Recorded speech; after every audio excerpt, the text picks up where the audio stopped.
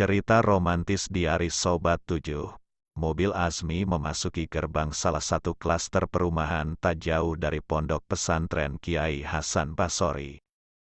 Tak jauh dari gerbang, mobil Azmi berhenti. Sebuah rumah cat putih satu lantai dengan pagar hitam rendah dengan nomor 17 menjadi pusat pandangan Zahra. Rumah itu memiliki halaman kecil dengan rumput gajah mini di halaman depannya. Tidak ada bunga di sana kecuali satu bonsai cemara udang yang tumbuh sekitar 1,5 meter tingginya. Rumah itu tidak jauh berbeda dengan rumah lainnya di klaster itu. Tak banyak perubahan pada desainnya yang sepertinya masih mengikuti desain developer. Hanya saja rumah itu terletak di ujung klaster, sehingga ada tanah sisa yang dijadikan taman samping di sana. Ada taman kecil di samping kanan dan kiri rumah itu. Kita sampai Ning Ayu. Azmi memandangi Zahra lembut. Ini rumahnya Mas, Zahra bertanya. Mulai sekarang rumah kamu juga? Azmi menunduk, melepaskan seat belt Zahra.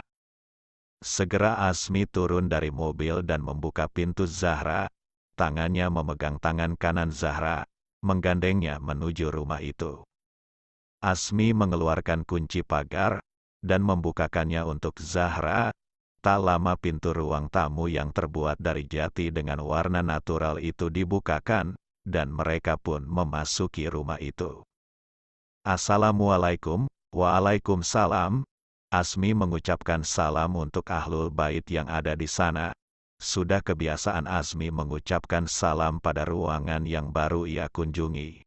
Zahra masih terpesona dengan apa yang ia lihat, hingga ia tak mampu berkomentar. Rumahnya kecil ya?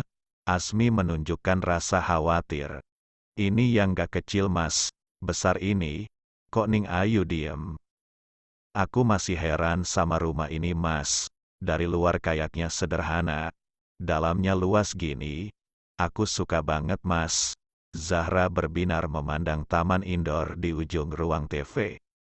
Rumah itu kira-kira berukuran 70 meter persegian. Begitu masuk ke dalam rumah, ruang tamu dengan nuansa putih dengan jendela panjang kayu jati tanpa ada hiasan apapun di dalamnya. Hanya ada karpet yang tergulung di ujung dinding. Saat masuk ke ruang tengah yang berada di belakang ruang tamu, mata langsung dimanjakan dengan pintu lipat kaca dengan nuansa putih yang terhubung langsung dengan taman hijau kecil. Taman itu hanya taman hijau yang beralaskan rumput gajah mini dan tanaman sirih atau suruh dalam bahasa Jawa merambat memenuhi dinding taman itu. Rumahnya masih kosong Ning, belum ada apa-apanya, makanya Mas nggak srek, nggak pede bawa Ning Ayu ke sini. Dulu rumah ini jadi tempat ngungsi Mas kalau sedang ada proyek yang Mas nggak mau diganggu. Makanya nggak ada perabot apa-apa. Azmi menerangkan panjang dan lebar. Iya nggak apa-apalah Mas. Nanti aku tatain kalau boleh. Bolehlah sayang. Azmi menyubit gemas pipi istrinya. Itu dapur juga kosong blong. Nggak ada magicom juga. Cuma ada kompor sama alat masak seadanya. Orang Mas cuma butuh masak Indomie goreng aja biasanya sama nyeduh kopi. Azmi meringis. Zahra masih sibuk mengitari dapur yang berada di bagian kiri ruang tengah. Dapur itu menghadap langsung ke taman dengan jendela geser kaca besar.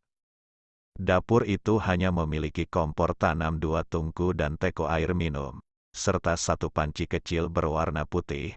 Hanya ada 2 piring saja di sana, benar-benar seperti rumah baru. Maaf ya, rumahnya belum layak huni. Lah kenapa Mas? Aku suka banget, Kok, aku kayak masuk rumah baru beneran, Mas. Kap, Asmi mencuri ciuman kecil di bibir merah jambu itu. Ih, Mas, abis pinter banget Ning Ayu bikin hati Mas senang. Wajah Zahra tersipu malu. Sini, sayang. Asmi menggandeng tangan Zahra. Ini kamar kita, sebuah ruangan dengan nuansa putih dan bed besar menyambut pandangan Zahra. Kamar mandi dalam yang ada di sudut ruangan disatukan dengan panel lemari yang berwarna coklat kayu jati. Kamarnya besar banget, Mas. Ruangan berukuran 3x5 itu memang cukup besar untuk ukuran sebuah kamar. Jendela kaca besar ada di kanan dan kiri kamar memberi banyak bukaan cahaya. Suka, suka banget, nyaman banget kasurnya. Masak, rasanya pengen langsung tidur, yuk. Aku bercanda Mas. Masak baru jam 10 udah tidur lagi. Ya nggak apa-apa toh. Kan yang penting pahalanya banyak. Zahra terkekeh pelan. Ya nggak mungkin dong Mas. Masak ya tidur banyak pahala. Adalah, kalau tidurnya sama Mas Iij, genit. Asmi terkekeh pelan. Nanti kita belanja dulu mau. Mau. Kita beli perabot dasar. Beli TV juga ya. Masak nggak ada TV-nya. Mas malu sama kamu Ning. Ya nggak apa-apa Mas. Aku juga jarang nonton kok. Tapi kayaknya nonton sama kamu seru Ning Ayu. Boleh juga sih. Nonton drakor gimana Mas? Drakor, nggak seru ah. Pusing aku lihatnya. Kenapa Mas? Mas takut kalah ganteng ya sama Hyun Bin? Nggak gitu Ning. Menurutku wajahnya kembar semua. Sama putih semua. Mas nggak bisa bedain orangnya. Zahra terbahak mendengar alasan Asmi. Please deh Mas. Nggak etis gitu loh. Loh Mas cuma ngomong apa adanya. Tapi kalau kamu mau Mas temenin ya nggak apa-apa sih. Beneran Mas? Ya udah nanti kita beli TV ya. Sama apa lagi, Ning? Panci sama wajan ya Mas. Oh ya, rice cooker Mas. Sama bahan makanan. Oke. Sekarang aja gimana sambil cari makan siang? Jangan sekarang lah Ning. Nanti aja. Kita tidur dulu. Kok tidur sih Mas? Masih kepagian nih. Tiba-tiba Asmi menggendong tubuh mungil itu. Mas, Zahra memekik kaget. Kamu udah janjikan di Jepara, jangan lupa. Asmi meletakkan istrinya di ranjang. Ya kan nggak sekarang Mas, nanti malam deh. Janji sampai pagi. Tapi udah nggak kuat Ning. Asmi menunduk.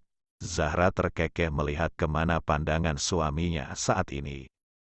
Mas Asmi, nanti aja ya, please, nanti malam. DP-nya dulu lah Ning. Kamu nggak kasihan sama Mas. Kasihan apalagi? Udah seminggu Ning. Kamu nggak jatah Mas. Seminggu gimana sih Mas? Baru juga semalam yang libur. Tapi rasanya udah seminggu Ning Ayu. Udah jadi batu kayaknya ini. Iij, Mas nakal, entah mengapa kata nakal dari Zahra diartikan lain oleh Asmi. Kata Mas nakal dari Zahra dianggap Asmi sebagai kalimat persetujuan. Tanpa babi bu Zahra pun menerima serangan mendadak. Tak bisa berkutik menerima serangan kejutan itu. Tubuh mungil itu ditubruknya. Dikungkungnya dalam pelukan. Gelagapan, ya. Jelas gelagapan, lumatan kecil yang kini makin lama makin ganas seolah kumbang yang menyesap madu dari bunganya seolah tak puas-puas. Strawberry ternyata, Asmi menatap sendu kekasih halalnya. Kecup mesra dan kata sayang dibisikkannya. Tangan kanannya menyibak hijab istrinya. Kini rambut hitam itu tergerai sempurna, aroma mawar menguar kuat dari mahkota legam itu. Kamu cantik banget, sayangku. Rayuan mesra dibisikkan tepat di indera pendengaran sang kekasih. Seolah tahu di mana indera itu yang akan menyampaikan maksudnya tepat sampai ke hati. Mas, ampun, geli, Hanya gumaman dan suara cecapan terdengar di sana. Kalau di sini teriak bisa bebas sayang, bisik Azmi makin mesra. Jejak kecil tak lupa ditinggalkannya di sana. Nakal. Barulah Zahra sadar mengapa suaminya mengajak pindah ke sini. Bukan Azmi namanya jika tidak agresif dan tidak menang sendiri. Makin diteriaki, nakal, makin nakal, pulalah Azmi. Ibarat anak kecil yang diperintah, jangan, malah akan terus melakukannya. Entah mengapa otaknya mengartikan kata nakal dengan arti lanjutkan lagi. Kali ini Zahra sudah habis tak berkutik. Hanya bisa pasrah jika suaminya sudah dalam mode ganas seperti ini. Hanya suara bisikan kecil yang tersisa dari ruangan itu, dua sejoli memadu kasih, mengurai rindu dan lelah yang sempat menderu. Tinggallah Zahra yang terkulai lesu setelah 20 menit merenda gula asmara. Tebak saja, tentu wajah Azmi di sana tampak puas memerah. Dasar Azmi. Apa yang lebih indah dari hubungan kekasih halal, yang dilindungi dan dirahmati? Kiranya begitulah dua insan yang dicumbui candu asmara itu. Semua terasa manis, semua terasa indah, seolah dunia mereka hanya berisi canda dan tawa. Capek, Zahra menyahuti pelan.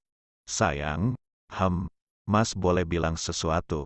Tangannya menyibak anak rambut yang menutupi lesung pipit gadisnya. Kamu makin cantik. Tatapnya tajam. Gombal. Zahra menggulung dirinya dalam balutan selimut lembut. Kini Azmi memainkan ujung rambut wanitanya dan membawanya lebih dalam ke ceruk dadanya. Nimas ayo. Mas boleh bilang lagi. Apa? Sekali lagi ya. Bersambung. Sampai jumpa di video selanjutnya. Terima kasih, see you.